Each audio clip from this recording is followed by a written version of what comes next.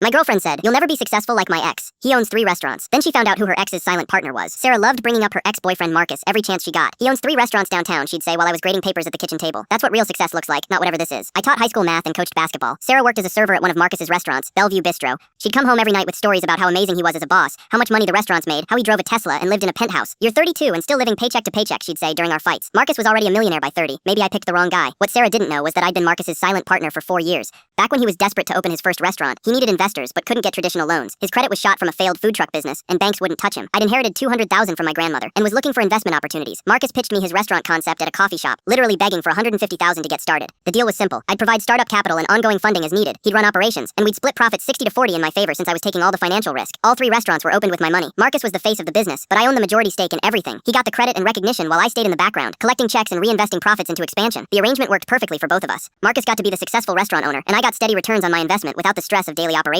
Our lawyers structured everything through LLCs to keep my involvement private. Last month, Sarah came home particularly excited. Marcus offered me a promotion to assistant manager at Bellevue. I'll finally be making real money and working for someone who actually knows how to run a business. The jab at my teaching career stung, but I just nodded. "That's great, babe. Sounds like a good opportunity." 2 weeks into her new position, Sarah was working late inventory when she noticed some discrepancies in the books. Being naturally curious and wanting to impress her boss, she decided to dig deeper into the financial records. That's when she found the investor agreements. Mountain View Holdings LLC owned 60% of all 3 restaurants and provided all startup funding. Marcus was essentially a very well-paid manager with a 40% profit share. Sarah called me from the restaurant office, her voice shaking. "Babe, I found something weird in Marcus's books. There's this investment company that apparently owns most of his restaurants. I think he might be lying about how successful he really is." "Mountain View Holdings," I said calmly. "What about them?" "You know about them? How did you know that name?" I put down my lesson plans and smiled. "Sarah, Mountain View Holdings is my company. I've been Marcus's primary investor since day one." The silence on the other end lasted about 10 seconds. "What do you mean your company? I own 60% of all 3 restaurants. Marcus needed startup money, and I provided it. Every expansion, every renovation, every major purchase goes through me." Sarah's voice was barely a whisper, but he acts like he owns everything. "He drives that Tesla and lives in the penthouse because I let him. Good for the business image. But the Tesla is leased through my company, and I co-signed for the penthouse because his credit still isn't great." She was quiet for a long moment. "So when I said you'd never be successful like Marcus, you were comparing me to someone whose success I literally funded." I finished. "Pretty ironic, right?" The next morning, Sarah came home early from her shift. "Marcus wants to meet with you," she said quietly. "He's panicking because he knows I found out about the real ownership structure."